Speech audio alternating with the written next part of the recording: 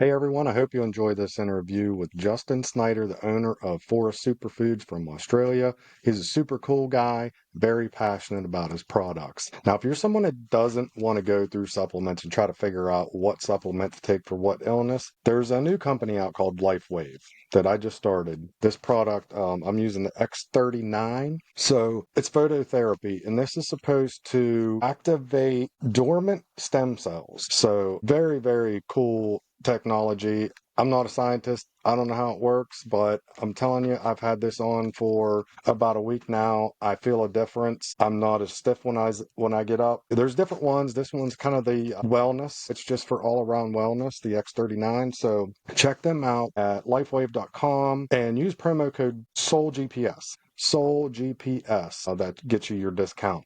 So I hope you enjoy it and check this out because we feel better. Me and my wife are both taking this and we feel better in the morning when we wake up, and we have no other explanation. We haven't changed anything besides putting these patches on. You just put the patch on the bottom of your neck or your stomach every day. You don't have to think about anything. You just put it on and feel good. So thanks everybody. Love you. Health. We all know that if we put olive oil inside our cars, they're not going to run very well. But we don't make that same connection with our bodies in that what we put in them is going to impact how well they run and how well they operate and how well our mind works and that kind of stuff. And it seems like such an obvious connection, but a lot of us don't really understand that, there's a direct correlation between the two. For sure. And one of my big things that always drove me crazy was kids. The food that parents give their kids is just evil to me. They're Yeah. just trying to keep them quiet, shove a sucker in their mouth. Here's some chicken nuggets, here's a cheeseburger. It's so that's kind of one of the reasons why I wanted to get back into this was because I see that so much, and I want to spread awareness of how easy it is to give your kids good food and really make a difference in their life, because especially if you have an athlete, for a kid that wants to be an athlete and their parents are feeding them salads and good healthy organic foods, they're already a step ahead of your kid, and you don't even realize it. And So for sure. And when we give our kids ultra processed foods and huge amounts of sugar, and then we wonder why they can't sit still and focus. It's no wonder. the ADHD is through the roof, unaccounted for, supposedly. So what got you started in this journey? So my journey with whole foods and superfoods and supplementation started when I was about 19 years old. I went to the doctor. I had this weird rash on my arm, and I went to the doctor, and I said to the doctor, what's this rash? And he said, I've got no idea, but here's a prescription for cortisol cream. You're gonna have to put it on there for the rest of your life. And that experience for me was very discouraging because there was no question of like, what's your diet like? How stressed are you? Have there been any changes in your lifestyle? There was none of that kind of integration between my life and my health. It was just like, well, here's a band-aid solution for that. And it turned out it was just from a lack of water. And I drank a lot of water over the next week or so, and it went away. But that experience with the Western medicine system made me kind of realize that maybe they don't have all the answers. When up until then, I'd always thought they had all the answers. And so it kind of started this journey for me of looking at like how I could take control of my own health and what I needed to do in order to live a healthy life. And journey then kind of continued as I spent most of my 20s traveling around the world and spent a lot of time in India. And I discovered in India foods like spirulina, which is super high in beta carotenes and protein and iron and a whole lot of other really important nutrients and active compounds. And I became fascinated. Well, some might say fascinated, others might say obsessed, but with this idea that like we can impact our health through the foods that we eat. And that became really apparent to me when I started changing my diet away from like processed foods and crap towards more whole foods. I saw the difference within myself, within my energy levels and my mood and my overall well-being and immune system and all that kind of stuff. And those two incidents is really what started this journey. And it took me about 8 years of research and discovery before I started the business Forest Superfoods when I was about 28. Wow. Wow, impressive, man. And you're right. People kind of, I thought the same thing. I got very, very bad stomach pain one day, and they diagnosed me with a bunch of different stuff, diverticulitis, a bunch of different diseases. And so I went on this journey. I did the holistic health school, really just to find out what was wrong with me, because no, the doctors couldn't figure it out. They diagnosed me with some things, but they couldn't figure out why I was sick every day. Yeah. And so I did this school, and I learned in that school that doctors don't get nutrition training. And it's Yeah. a big light bulb like, wait a minute, what? They don't learn about nutrition? How can they not learn about nutrition? That's crazy to me. Yeah. So, I think they do 3 hours over a 10-year course. I think they do 3 hours of nutrition or something ridiculous like that. It's crazy. yeah, yeah. So we're on our own, man. They're not going to help us with nutrition here. So that's awesome that, and I was checking out your Facebook page for your company there, and it's really impressive. I like it. Yeah, so we have a nutritionist who's a really integral part of our team, and she basically just spends all day, every day trying to educate people about how to improve their health naturally. Because it's not, sure, we'd love to sell product, and it's, we're running a business and we've got mouths to feed and bills to pay, but at the end of the day, our mission is to help people improve their well-being. And we think the whole foods that we sell and supplements we sell are part of that. But the other part of it is really what you're putting in your mouth the other 95% of the time, because you can have a couple of capsules a day, but it's what you have at those other meals that are also really important. And so we're always trying to think about how do we inspire people and encourage people to eat more whole foods, which is basically like, basically we say to people, eat more real food and less stuff that comes from a package. That's all it is. And there's actually been like a lot of studies. Gary Brecker, who's a very famous American um, human biologist and aging specialist, he did a podcast a couple of weeks ago where he said there's only three things you need to live a good life. You need community, exercise, and whole foods. That's it. It's those three things. So we really focus on that whole food aspect of it and really encourage people to eat more food, because if you think back to our grandparents' generation, they all they ate was whole foods. It was fruit and vegetables and nuts and meat, and that was pretty much it. And everything's changed now, and a lot of the things that we're consuming, these ultra processed foods and extracts and all these different things that are pretty new concepts, they are not recognized by our body as food because it's not something we've been consuming for tens of thousands of years with meat or with vegetables or grains or whatever. It's something new, and we're seeing the repercussions of that in obesity rates and diabetes and all these inflammation and all these different diseases. We're more advanced than we've ever been before, but we're arguably sicker than we've ever been before. And I think the food system and the things we're feeding ourselves and feeding our kids, I think that plays a big role in why people are sick. And I think it also has a big impact on the mental health epidemic that we have at the moment.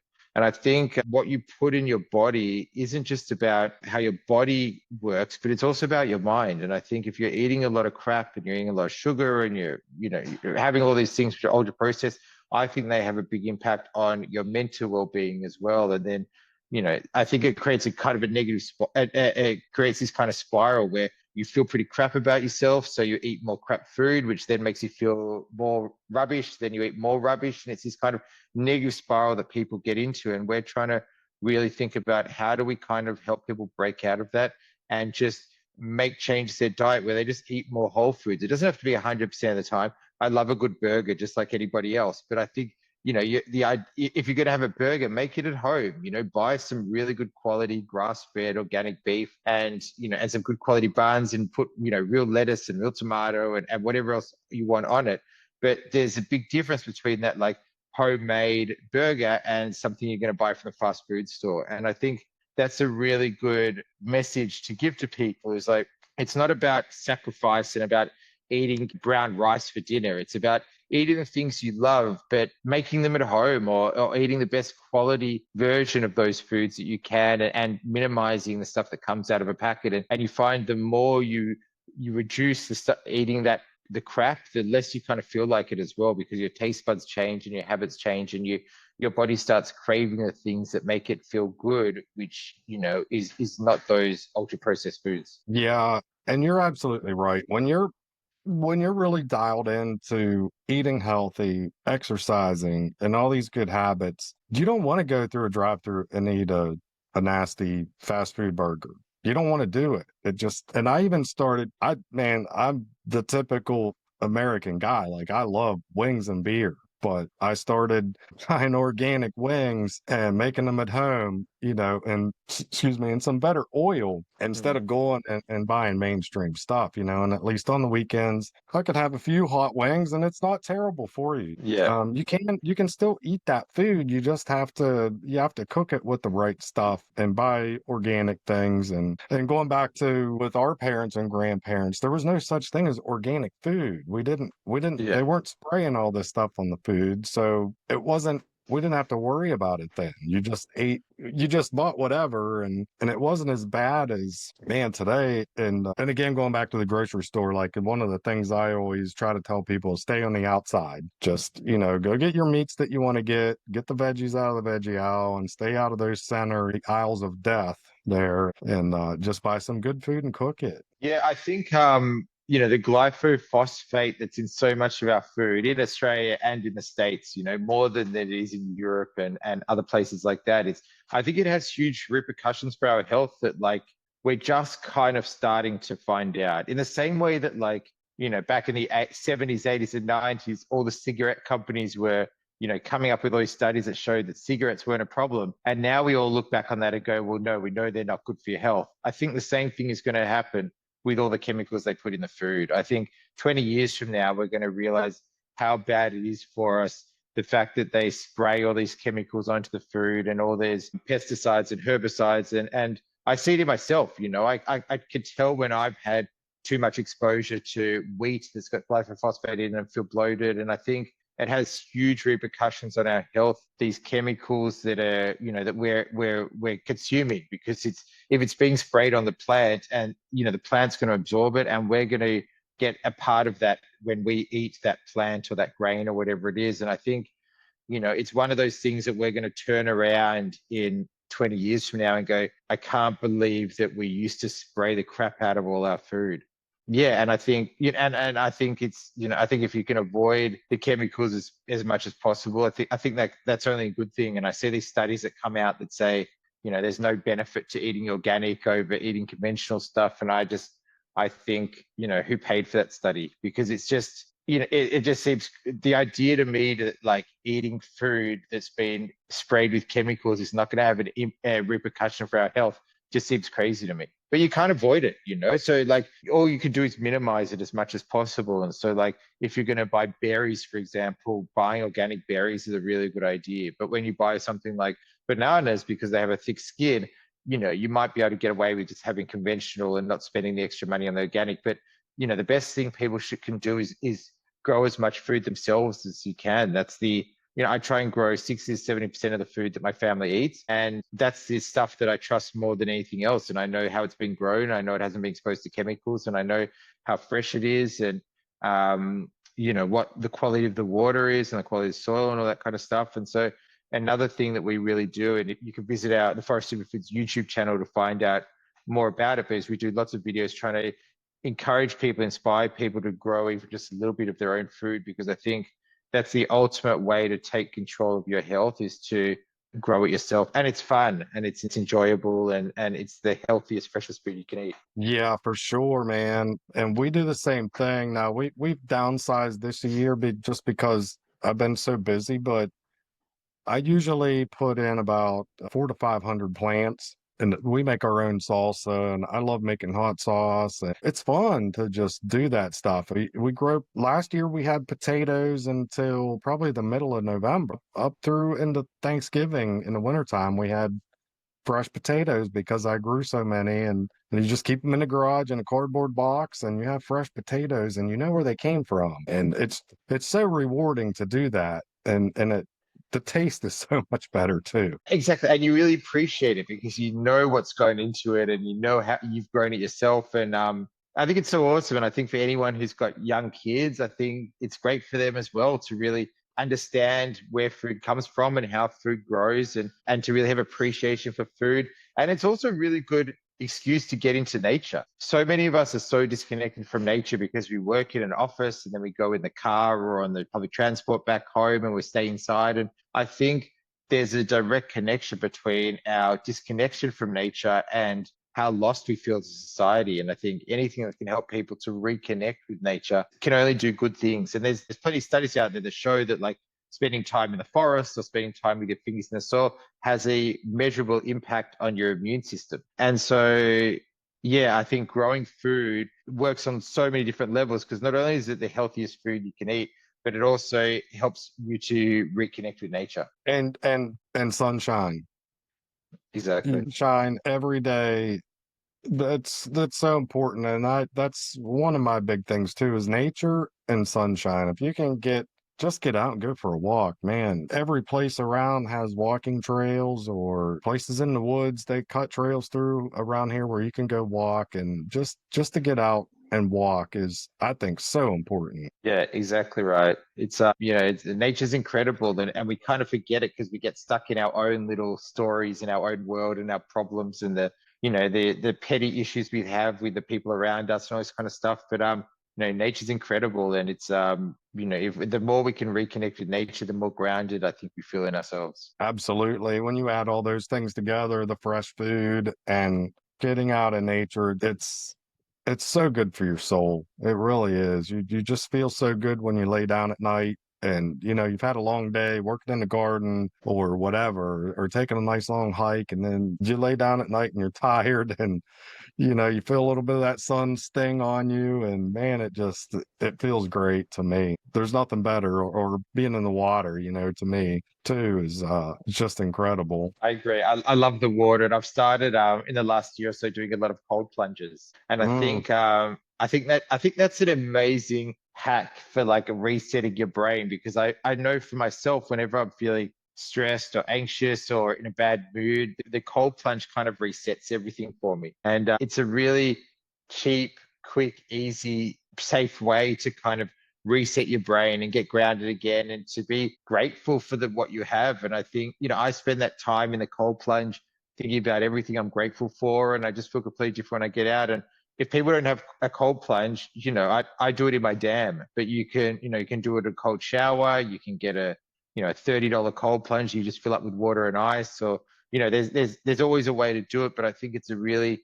amazing way to reset your brain. But then I also think another part of it is that like it strengthens the brain as well. So like I like to think of the brain as a muscle. And if we don't strengthen it, then it's weak and you get stuck inside your own thoughts. But if you do things that are hard that you don't want to do, like the cold plunge, it's never, you never go, oh, gee, I'm really excited to do a cold plunge today. It's always, I don't want to do it. I'm not doing this. Maybe I won't, I'll skip today. But when you do it, even though that voice in your head says, I don't want to do that, you become a little bit stronger. And that voice inside your head that's always judging and always commenting and always being critical gets a little bit quieter. And I think it's really important to do something that's difficult every day. And I think it might go back to like our ancestors where life was a constant struggle and people were trying to survive, and we don't have that anymore.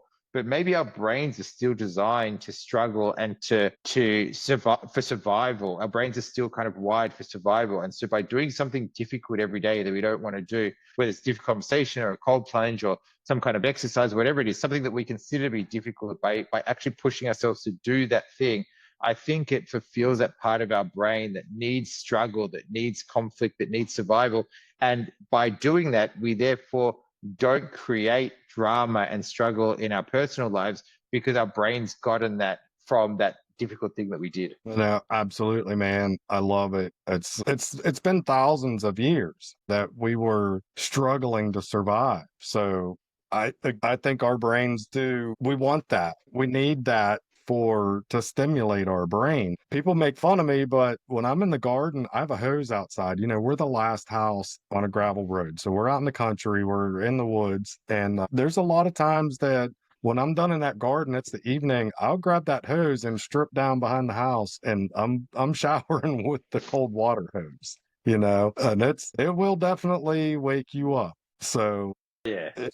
I've done the cold plunge before. I haven't done it. I haven't done it for a while, but that I get it from that cold garden hose at least 3 or 4 days a week. So that's a good thing, I guess. Yeah, that's awesome. So what do you think, what is your diet like outside of your supplements that you have? I mean, do you follow a certain kind of diet? I know right now carnivore is huge for a lot of people, vegetarian's huge. Do you kind of follow a diet, or do you just eat good whole foods? Yeah, exactly. So my diet is real food as much as possible. So it's just meat, fruit, veggies, a little bit of grain, some carbohydrates. It's really just about eating as much good quality real food as possible rather than a specific diet. I think the reason why carnivore works so well is because people are stripping out a lot of the crap from their diet. So it works particularly well for people who've been eating a lot of processed foods and a lot of junk, because it takes it back to just meat, which is really nutritious for us and helps the body to clean out.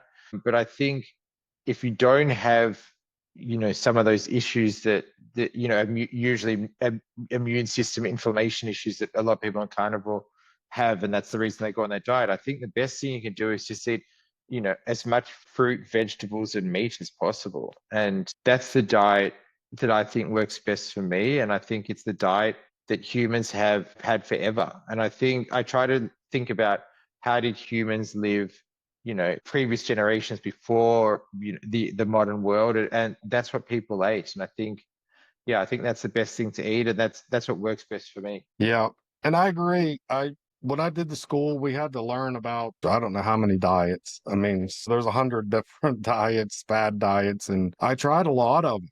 I went vegan for a while, vegetarian, I tried carnivore. And if I had to, like, exactly what you're talking about would be kind of the paleo is the term for it, would be the paleo diet, because you're eating nuts, berries, meat. You might have a salad for dinner or whatever. So it's a mixture of, I mean, we were foragers for thousands of years. So these are the things that we were eating from the beginning of time. We're walking around and picking berries and nuts and a piece of fruit off of a tree. And so, yeah, I think that's the best way for us to go, is to get that variety of things. And I know people that have tried these diets and can't function on them.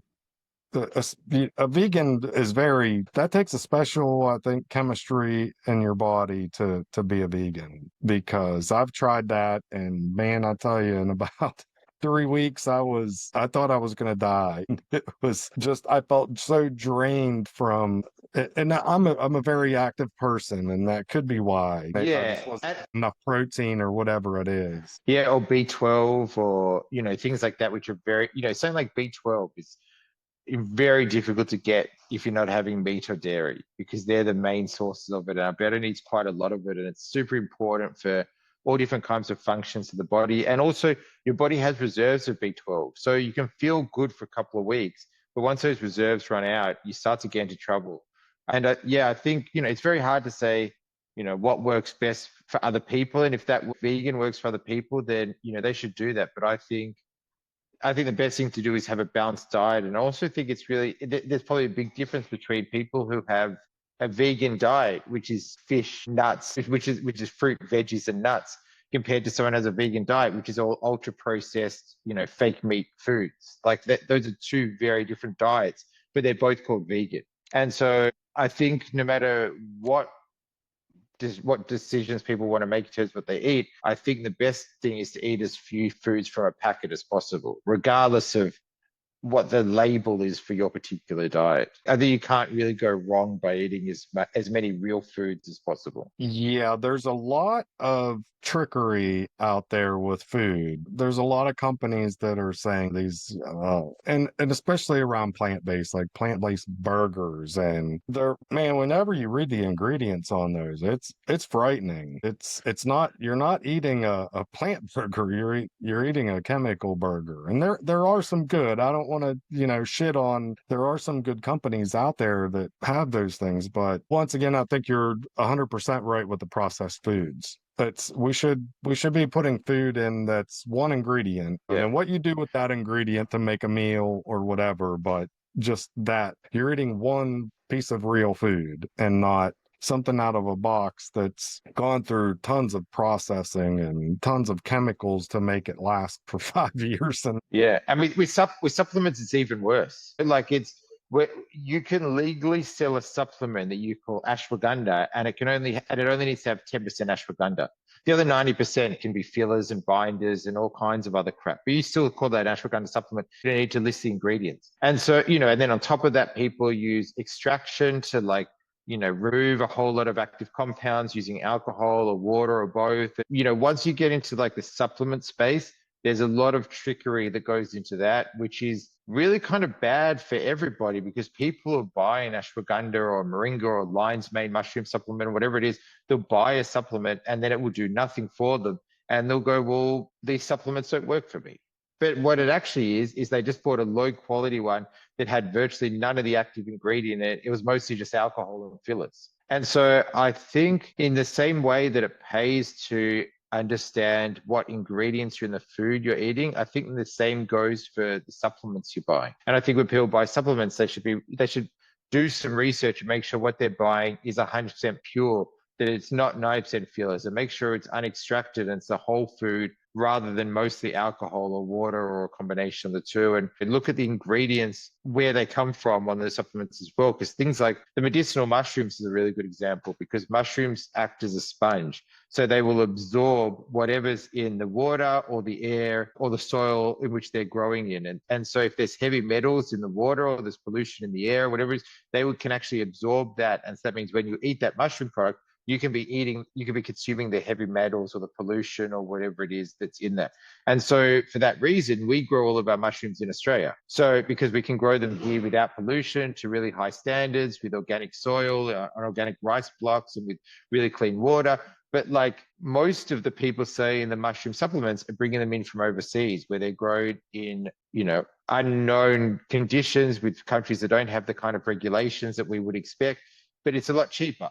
And so I've really seen my role with the business to be about an education role. In the same way that it's about educating people about why they should eat more whole foods, it's about educating people about why it's really important to trust where your supplements are coming from. Because it could cause more harm than good if you're buying low quality crappy supplements, and our supplements are more expensive than all the competitors. So I've really seen my role in the space to really explain to people, well, yeah, our products are a bit more expensive, but you get 10 times the value because it's grown safely in Australia, or because it's not mostly alcohol and fillers. And yeah, it's really about educating people. None of us have all the answers, but what we have been able to work out, we should be sharing that with other people as much as possible to help others improve their life as well. Absolutely. And you said something a minute ago that I wasn't aware of. You only have to have 10% of your supplement and your product, 10%, and the rest can be fillers. Yeah, that's it. That's in Australia and in America. I'm not sure about other countries, but for Australia and America, it only needs to be 10% of the actual product. And you can still call it that product. And there's no obligation to list the ingredients. In fact, when you sell that, if you're selling it as a medicine, as a natural medicine, you're actually encouraged not to list the ingredients. Once you sell it as a food, it's a bit different. But yeah, and it's I guess it's the same with every industry, right? It is like most people in every industry, including the medicine industry or supplementation or whatever it is, they're putting profits first. And I think that's it's a short-term way of running a business, particularly with something like with a supplement, because if people don't get results, they're not going to come back and buy it again. So I think it would pay for a lot of companies to reevaluate the way they make their products and what they put in it, and how honest they are with buyers and if they can provide a high quality product, they'll have people who get benefits from the product and then come back and buy again and tell their friends as well. But unfortunately, most companies have a model whereby to sell it to a chemist or Walmart or, a big supermarket chain. And those big chains want to put a huge markup on it. So if their retail price is $40 US, Walmart or, a big chemist chain or whoever it is, they're not going to pay more than $10 for the product. So you need to be able to produce that product and still make a profit and sell it to them for $10. And so for a lot of these companies, they don't really have any choice but to include all these fillers and cheap ingredients and alcohol and whatever else they can in order to bulk out the product so they can actually survive and make some money. Whereas our whole thing is we just go direct to the consumer through our website. We manufacture ourselves, so direct to the consumer, and we start with the end in terms of we go, well, how can we provide this plant or this mushroom or whatever it is to our customers as close to how it appears in nature as possible. And we don't really think about the price until we've produced it and seen how much it actually costs to make. And so by starting with that question of how can we make it as real as possible, as close to how it appears in nature as possible, we end up doing things very differently to what everyone else does. So we do it 100% pure without the fillers, and we don't use alcohol or water extractions. It's the whole food, just like it appears in nature. But then on top of that, we also look at the way it's dried. So whenever you dry, and this comes back to the whole idea of why growing food yourself is the best, because when you consume something fresh, you're getting all of the nutrients and vitamins that are contained within it. But as soon as you dry any kind of food, there's going to be some nutrient loss that occurs during that drying process. But freeze drying is a very complicated, very expensive way of drying food, which has been shown in a number of scientific studies to be almost nutritionally equivalent to eating the food fresh. It's incredible technology, but it's super expensive. So no other supplement brands use it, but we use it for virtually all of our products because we can take something like the ashwagandha root or the moringa leaf or the lion's mane mushroom or whatever it is, and we could freeze dry it, which will lock in virtually all of the same nutrients and active compounds that are found in that particular plant or mushroom when it's fresh. And we could provide it to customers with a 2 or 3 year shelf life, but still retaining all of that nutrient compounds. So therefore they get the full spectrum of benefits as if they were eating it fresh. Nice, nice. And yeah, I checked on those a few years ago, and they're for someone to do it out of their home. I think for the first one you could buy the entry level was about $3,000. Mm. They're It's not everybody can just run out and buy one of those, but it's incredible. It is an incredible way to preserve your food, for sure. Yeah, I think all the science I've shown has, compared that to spray drying and sun drying, dehydrating and the freeze drying's been superior to all of them. But it's expensive. It costs 10 times more than any other drying method. And so for most brands, they just don't have the ability to be able to pay for that. And they probably also don't want to. They go, well, that's an unnecessary cost. It's going to inflate the cost of the product to the customer. And our customers only care about price. I was working my grandfather's business when I was 12 years old, helping him on weekends when I wasn't at school. And I always thought I saw customers come in and haggle for a better price. And I always thought, well, what people want is the best price. But I've come to realize through this business that actually people don't want the best price, they want the best value. And so the best value isn't necessarily the cheapest price, because if they buy a lion's mane supplement which is $30 and it does nothing, but then they buy another lion's mane supplement which is $40 and it changes their life, that's far better value. And so I think for people out there who are running their own business, don't get caught up on the price. Really focus on making the best quality product you can. And I think long term, you'll have a much better business and you'll be more profitable, because as soon as you start competing on price, it's always just a race to the bottom anyway. That's an awesome mindset, man, that you have about that, because a lot of people are competitive with that. They don't want other people making their products better, and I have the same mindset. There's plenty of money for everybody to have great products and not say I need to make this cheaper so I can beat this guy and get his customers or whatever that is. The other thing I was thinking about, I get this question a lot, and people, because I have some supplements that I use that are organic that I sell, and people say it costs too much to eat healthy. When I try to talk to them about, hey, you at least try one of these shakes, one of these a day, and get some good organic stuff in you, and talk to them about eating healthy, and they always, most of the time, the answer is, it costs too much to eat healthy. And I know the answer to that, but what do you say to people when you get that? And I'm sure you get it too. It has to be a pretty common thing. I think it's a very common thing, and I come back to this quote that always comes in my head whenever I hear this question, which is like the healthy person has thousands of different dreams and desires, and the sick person has only one. And yeah, it is slightly more expensive to be healthy, but being sick or being unwell and not having energy is the highest cost of all. And I think people are struggling, and particularly in Australia, the cost of living has gone crazy over the last couple of years since COVID. And, a lot of people are really struggling to survive and to be able to put food on the table.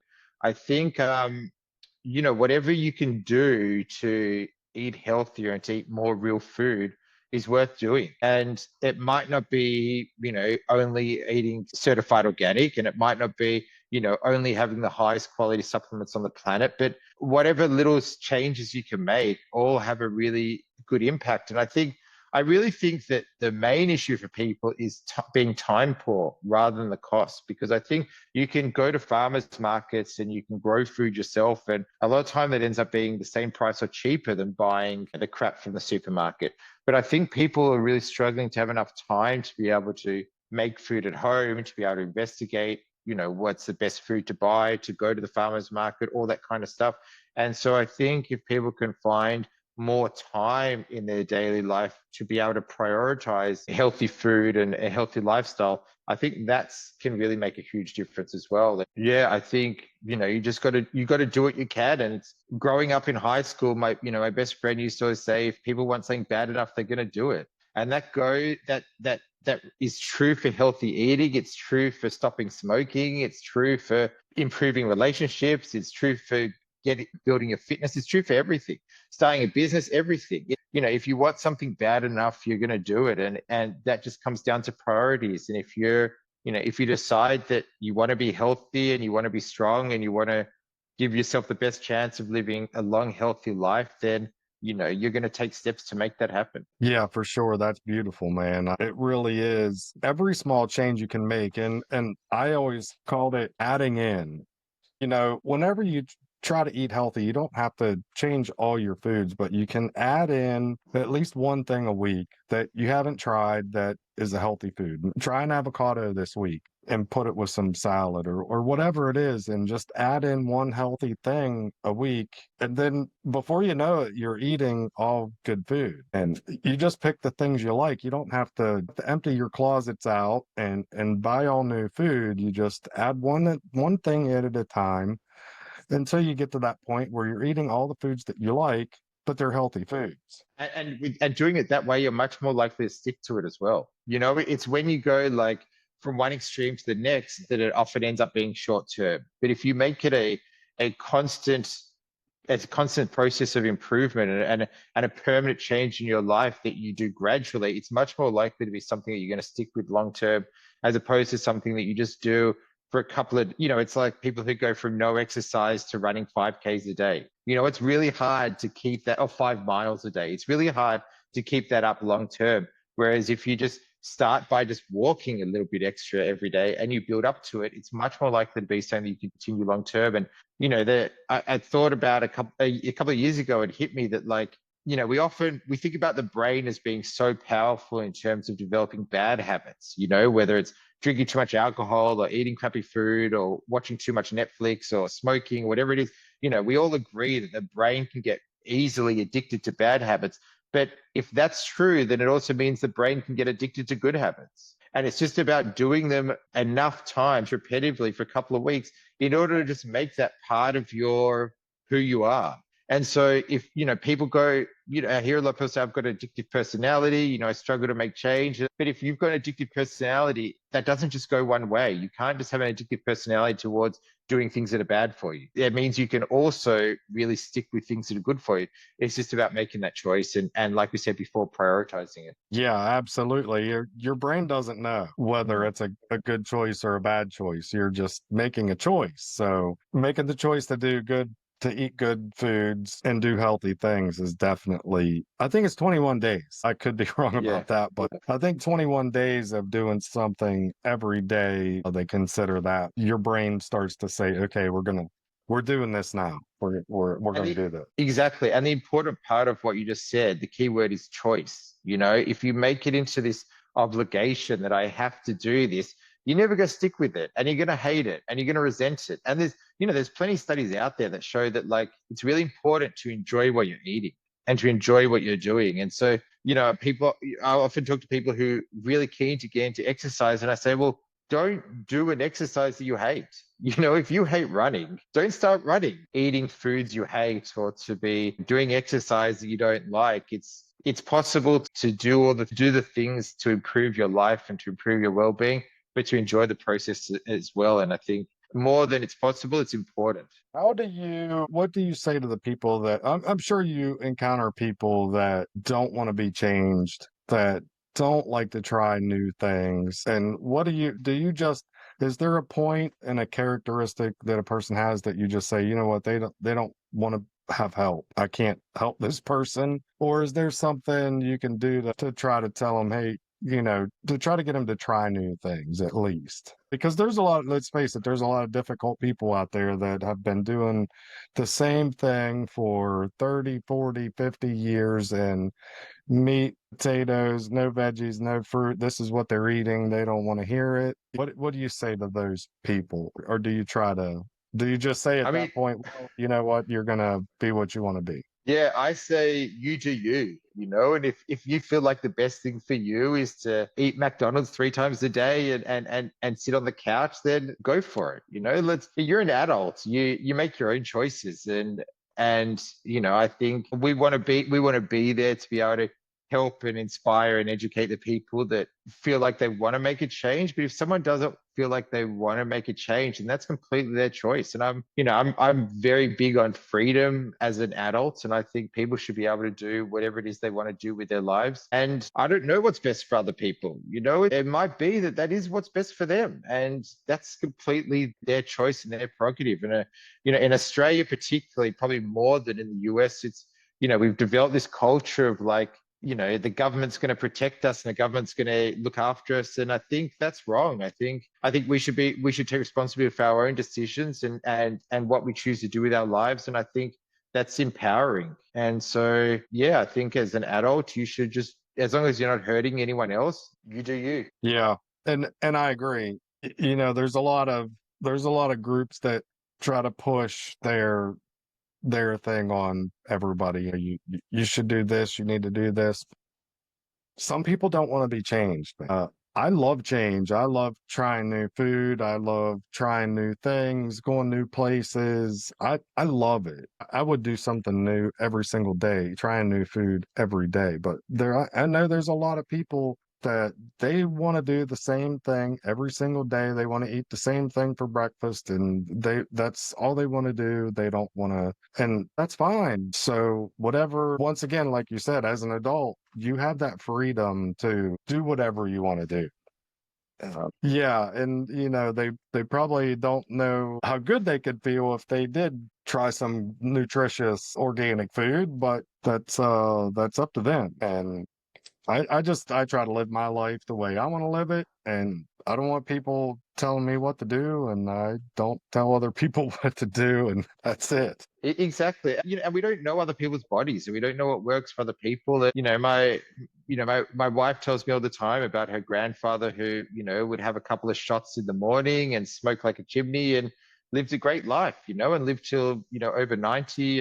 I don't think any of us should be telling anyone else what's best for them. I think that's where we get into a lot of trouble when, people start getting forced to do things that they should be forced to do and bad decisions, and just going back to the COVID thing quickly, I think even from the government's point of view or the politician's point of view, if they turned around and gone, look, here's what we know, here's what the science says, but you make your own decisions, it would be a very different situation. And I think we should really be looking to our leaders to help empower the individual to make good decisions, to educate people. But at the end of the day, everyone has to make decisions for themselves because Uh, you know when you're trying to quit smoking or drinking, whatever it is, and you feel like you're doing it for someone else, it never lasts. It has to be, you have to make change because you want to make change for yourself and for your own well-being. Otherwise, it's just going to be short-lived, and it's going to be a hassle rather than a pleasurable process. Yeah, for sure. The more you try to fight something, the more you're